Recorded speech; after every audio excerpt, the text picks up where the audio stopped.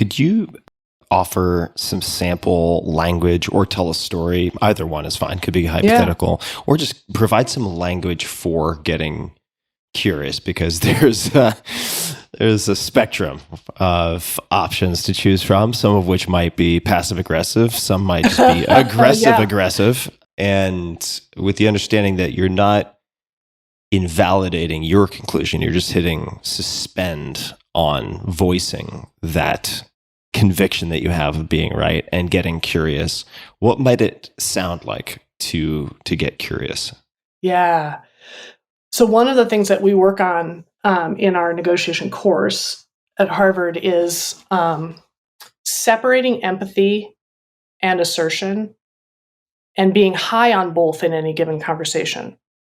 So you both want to be high empathy and curious, and you want to have skilled and clear assertion. Like, here's how I see it. Let me see if I can explain it in a way that is clear, even to myself, as I pull apart why I see it the way I do. The mistake that we make, and this is, I think, a little bit of what you're alluding to, is that sometimes we conflate those two. So I'll think to myself, I know I'm supposed to ask a question, so I'll phrase this as a question. Why would you think that? Which isn't really a question. Why would you think that is like, that's the dumbest thing I've ever heard, with a question mark at the end. So what happens is we ask quote unquote questions that are really disguised assertions, thinly disguised assertions. And you're much better off just saying, gosh, that seems crazy, but what do you see that tells you that that's true? And just naming that I actually don't agree, or I can't imagine that, pulls apart the assertion and just says it clearly. And then I can ask a genuine question, which is, but gosh, I mean, most of the time you're a pretty smart guy, so why would you help me understand that? And then my curiosity becomes more pure, more clean, actually. And so passive aggressiveness is actually unspoken feelings, frustrations, or assertions that then leak through us pretending to be curious. So if everyone's reasonably dysregulated, let's just imagine. Just imagine a world. Yes. Let's just imagine a world in which, this calm surface that we all maintain at all times sometimes falters, and two people are getting heated. Maybe it's the second or third time that they've had the same disagreement or argument. What can someone say to sort of downregulate that and get to curiosity? And you already gave perhaps a few examples, but any other thoughts on how to language that? My guess is that you're familiar with the research by John Gottman up in Seattle. And I have some couples. familiarity, Yeah. But please provide an overview. Yeah, well, an overview, just a connection to the question that you just asked. So he invites married couples into his lab, and he invites them to talk about an issue that's stressful between them, to have a difficult conversation, essentially. Hooks them up to heart monitors and videotapes and all of that. And then, he says that he can watch for 5 minutes and predict with their different numbers based on his different studies, but 92% accuracy, whether they'll divorce within 3 or 5 years. So part of the reason I name this is that for me, it really says it's not just that we have difficult conversations in our most important relationships. Those conversations are the relationship. That if we find a way to have them productively or constructively, then the relationship will thrive, whether it's a personal or a professional relationship, and or is where we start to disengage because you just don't get it and you won't listen. And the relationship starts to fray. So what Gottman is listening for are what are the indicators, right, that he's listening for that tell him which direction it's going to go. And one of them is that as a conversation gets heated and starts to escalate, one of the spouses will often make a joke.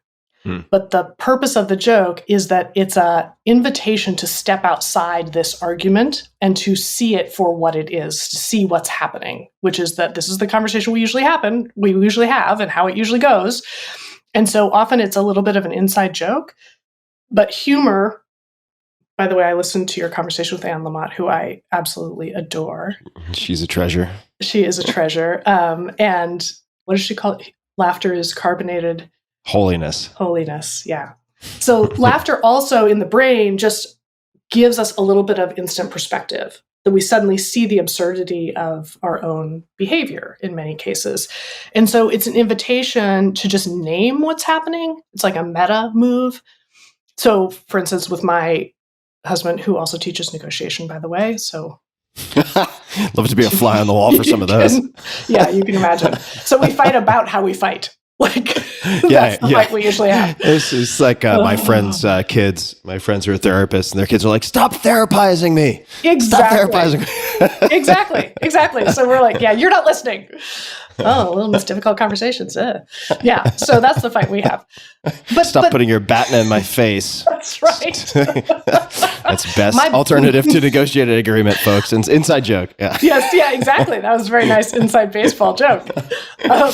Yeah, waving your baton around in a romantic relationship is not usually a successful strategy. You know, there are a lot of people who would find me very appealing. But one of the jokes that he and I make when we have the wherewithal to do it is like, why will you not just admit, I am good and you are bad? That is what this is about, right? It's about who needs to apologize, whose fault this is, etc. So as things escalate, your ability to just name that underlying dynamic sometimes makes the other person laugh, right? And you can step out of it for a moment. And then that gives you the opportunity to say, look, obviously we've had this conversation several times. I'm not understanding why, fill in the blank. I'm not understanding why what I'm suggesting doesn't make sense. Help me genuinely help me understand that. Or I'm not understanding what you're most worried about here. That often helps. And it needs to be a genuine ask. You can't say, like, what are you worried about? Because that's really a hot question. It's like, you shouldn't be worried about anything. So why are you being so stupid as to be worrying about something? As long as you can step outside, see, oh, I'm not being curious right now. And I don't have to pretend that I agree to do it. I think that's really the key. And I don't have to say there's no truth, right? But from where I sit, I can only see some of the pieces of the puzzle. You have the other pieces of the puzzle. And we don't really, putting those pieces on the table for discussion is how we figure out what we have to work with. And then at the end of the day, we still might not agree about this, but it might open up new options for how we handle it.